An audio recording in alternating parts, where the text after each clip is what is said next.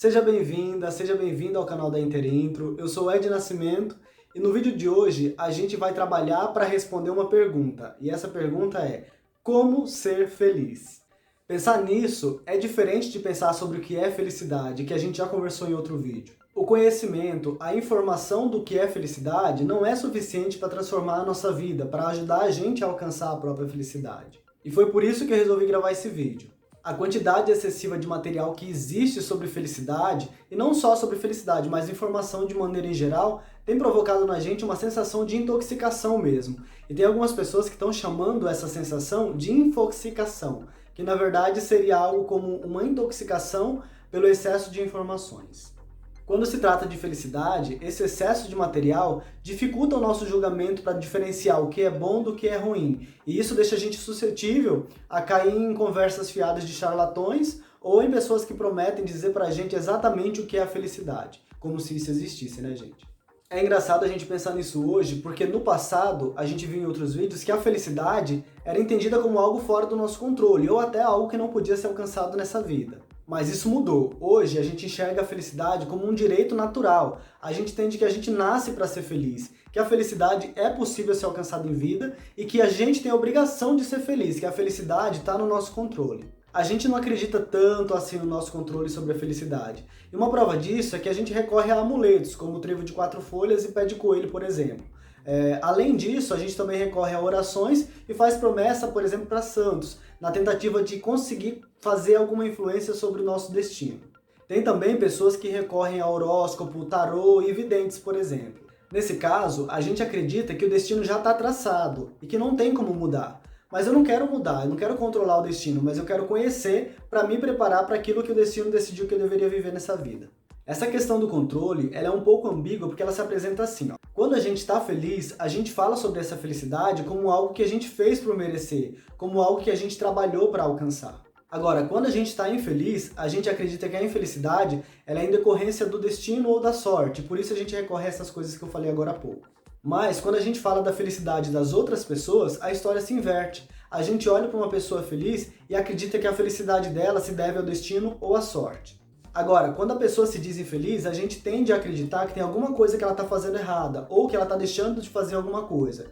De qualquer forma, a gente acredita que a infelicidade dos outros é responsabilidade da própria pessoa. Isso pode ser um pouco perverso, principalmente se a gente não levar em conta algumas condições que não combinam com a felicidade, como é o caso da fome e da depressão, por exemplo. No vídeo anterior, eu falei sobre essas questões. A gente precisa lembrar que tanto a felicidade completa e eterna, quanto a infelicidade completa e eterna são inatingíveis, porque nós, seres humanos, somos finitos. E isso faz com que a nossa relação com a felicidade seja uma coisa ambígua.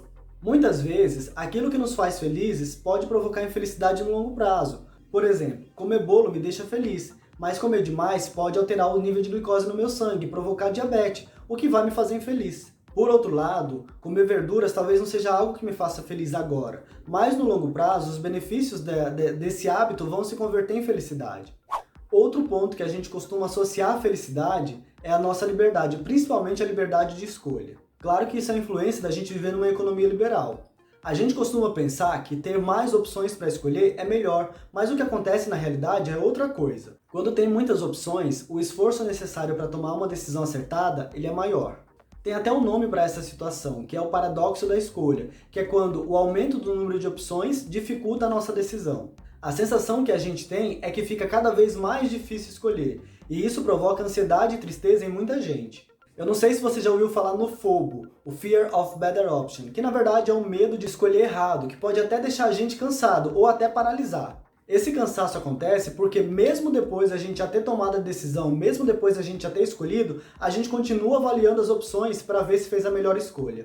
E isso deixa a gente numa inquietação constante, que faz a gente ficar inquieto mesmo quando a gente está se sentindo bem. A gente fica com aquela sensação de que vai acontecer alguma coisa ruim a qualquer momento, porque tá certo demais, tá bom demais, tá fluindo demais para ser verdade. Tá vendo como é difícil alcançar a felicidade duradoura? E a gente não quer qualquer felicidade, a gente não quer uma felicidade meia boca. A gente quer a felicidade plena, a felicidade completa, e isso é irrealizável. A gente vai percebendo isso à medida que vai ficando mais velho, à medida que o tempo vai passando. Muita gente não lida bem com essa questão e acaba recorrendo à autoajuda, a receitas prontas, a esses gurus que prometem revolucionar a vida da pessoa e acabam caindo em golpes. Muitas empresas, inclusive, utilizam a palavra felicidade no seu slogan. Elas associam a venda de produtos não à empresa, e sim à sensação de felicidade. Não é como se você estivesse comprando um produto, mas comprando a própria felicidade. E isso só prova que tem gente que lucra com a nossa busca sedenta, insaciável pela felicidade. Mas então, como a gente pode alcançar a felicidade, o bem-estar subjetivo? Eu trouxe algumas respostas, e a primeira delas que eu quero destacar é a proposta do budismo. De acordo com a filosofia budista, a gente deseja que a vida seja de um jeito específico e se apega a esse desejo. Mas é claro que a vida tem um jeito de fluir que não necessariamente obedece às nossas vontades, e isso gera sofrimento. Então, para evitar o sofrimento, a gente precisa abandonar esses desejos, precisa desapegar. É como se o desejo de ser feliz atrapalhasse a nossa felicidade, simplesmente porque ele provoca um apego desnecessário. Aliás, isso me lembra uma história que um amigo meu me contou. Ele disse que um executivo americano muito bem sucedido resolveu visitar um sábio lá na Índia, e esse sábio falava sobre felicidade. Ele chegou até o local onde o sábio ficava e viu que o sábio ainda não estava lá. Ele sentou e esperou até o sábio chegar. Enquanto ele esperava, ele percebeu que não haviam muitos móveis naquele local, e ele ficou curioso. A hora que o sábio chegou, ele perguntou para o sábio: "Onde estão os seus móveis?" E o sábio perguntou: "E onde estão os seus?" Aí o executivo respondeu para ele: "Não, eu estou aqui só de passagem." E o sábio respondeu para o executivo: "Eu também." Nessa busca louca pela felicidade, a gente acaba não percebendo ou não dando o valor necessário àquilo que a gente já tem. E é bastante comum a gente perder o que a gente tinha e perceber que a felicidade estava o tempo todo embaixo do nosso nariz.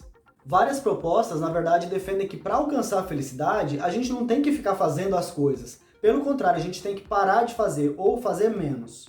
O psicólogo Carl Rogers, inclusive, dizia que, paradoxalmente, a mudança pode acontecer a partir do momento que eu me aceito como eu sou. Outra resposta para essa pergunta, como alcançar a felicidade, foi oferecida pelo cientista inglês Paul Dolan. Ele escreveu esse livro aqui, ó, Felicidade Construída. Eu vou falar dele no vídeo que eu vou falar sobre livros que tratam da felicidade. Nesse livro, ele diz que a gente vê a felicidade como um sentimento, e esse sentimento é algo que a gente sente em consequência de algo que a gente faz. Então a gente começa a fazer as coisas buscando encontrar a felicidade. É um ciclo mesmo. Mas ele defende que a felicidade ela é alcançada como uma questão de equilíbrio entre prazer e propósito. Mas ele defende que não é 50% de um e 50% do outro.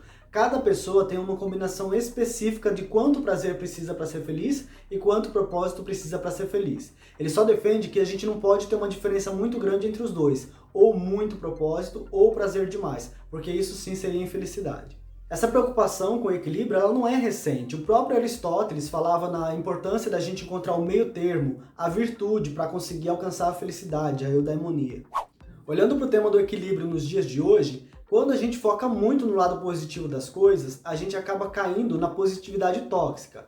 Mas quando a gente deixa de enxergar o positivo ou a gente desconsidera o positivo, a gente acaba sendo taxado de pessimista. Então, nem a positividade tóxica e nem o pessimismo são a felicidade. O hedonismo excessivo, a busca excessiva pelo prazer, pode tornar a gente perverso e a gente pode, inclusive, tentar infligir sofrimento em outra pessoa para obter o nosso prazer. Em contrapartida, a anedonia, que é quando a gente deixa de sentir prazer com as coisas, é um sintoma clínico de depressão.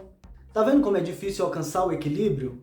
O Paul Dolan defende que a chave para a felicidade é a gente prestar atenção nas coisas boas que acontecem com a gente, sejam essas coisas ligadas ao prazer ou ao propósito. Eu vou ler o trecho para vocês que ele fala disso. Às vezes, nossa felicidade não é muito saliente e precisamos fazer o possível para que seja.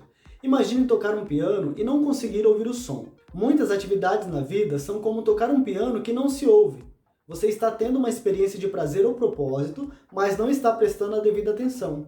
Você pode entrar em sintonia prestando mais atenção aos estímulos e notando como se sente. Ao fazer isso e aprender como soa a música das atividades da sua vida, poderá incluir essa informação em suas previsões de como será o som do piano da próxima vez que tocá-lo. Aliás, uma das formas de diminuir a velocidade da adaptação hedônica, lembra dela? Aquela capacidade humana de se adaptar, de se acostumar com as coisas que acontecem com a gente? Então, uma das formas de reduzir a velocidade dela é a gente fazer um esforço consciente para tentar lembrar do quanto a gente queria aquilo que a gente tem hoje. Talvez essa seja uma explicação científica que justifica a importância da gratidão. O psicólogo e ganhador do Prêmio Nobel de Economia, Daniel Kahneman, ele diz que a gente tem dentro de nós dois eus diferentes. O eu que ele chamou de experiencial, que é a nossa parte que vive as experiências, que está lá vivendo a nossa vida. E o eu recordativo, que algumas pessoas têm chamado de eu projetivo. O eu recordativo, ele interpreta situações, ele compõe histórias e guarda essas histórias para usar no futuro como referência. É ele, então, quem determina se uma experiência foi boa ou ruim. A gente sabe que felicidade não é só o que acontece com a gente. Existe a felicidade antes do acontecimento, que é a nossa expectativa, existe a felicidade no acontecimento e existe a felicidade depois dele, que é a lembrança. Quando a gente fala de expectativa, a gente está falando de eu recordativo. Quando a gente fala do momento de viver a experiência, a gente está falando do eu experiencial. E quando a gente está falando de lembrança, de novo a gente está falando do eu recordativo. A gente valoriza muito as informações que o eu recordativo traz para a experiência. E ele acaba muitas vezes não só influenciando, mas também contaminando o momento que o eu experiencial está ali vivendo. Então, a chave para a felicidade nesse caso é a gente estar de corpo e alma presente, experimentando, deixando o eu experiencial viver cada situação e não deixar essa situação ser manipulada, ser distorcida pelo eu experiencial. Tem até uma frase que diz que depressão é excesso de passado e que ansiedade é excesso de futuro. Essa frase também diz que estresse é excesso de presente. É uma simplificação exagerada das coisas, mas essa frase tem sentido sim. A defesa do foco no presente, ela também está presente no Mindfulness, que é uma meditação que defende que a gente precisa focar a nossa atenção no aqui e agora, no momento presente. Essa proposta é muito parecida com o conceito de awareness da Gestalt terapia. O awareness é um estado bastante importante para a nossa saúde, porque ele é a consciência emocional, mental e corporal do momento presente que a gente está vivendo. Uma última resposta para a pergunta como ser feliz que eu quero trazer para vocês é trazida pelo Martin Seligman, o pai da psicologia positiva.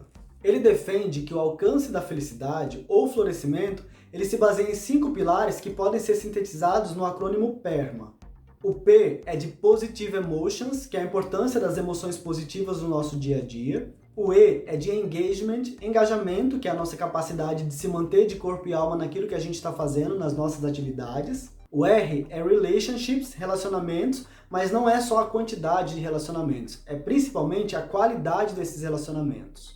O M é Meaning, significado, que é a gente buscar atividades que nos preencham com um propósito. E o A é Accomplishment, realização, que tem a ver com a gente reconhecer as nossas conquistas e sentir gratidão.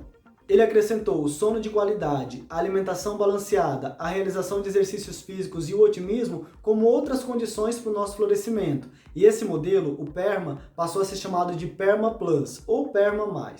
Bom, de maneira geral, fica claro que alcançar a felicidade tem muito mais a ver com aproveitar o processo, o caminho, do que o produto final ou a chegada.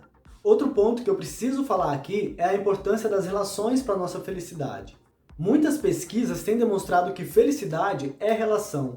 Nós somos mais felizes, o nosso bem-estar subjetivo é maior quando a gente tem contato com outras pessoas e ajuda outras pessoas. Nosso cérebro, inclusive, tem atividades que são desencadeadas a partir dos relacionamentos sociais, mas isso é assunto para o vídeo da semana que vem, que a gente vai falar de neurociência e felicidade. Então já sabe, se inscreva no canal e ative o sininho para você receber o vídeo assim que ele for liberado. Bom, por hoje é isso. Eu agradeço muito a você por ter assistido esse vídeo e eu te espero aqui a semana que vem, nesse mesmo horário, nesse mesmo canal, tá bom? Tchau, tchau!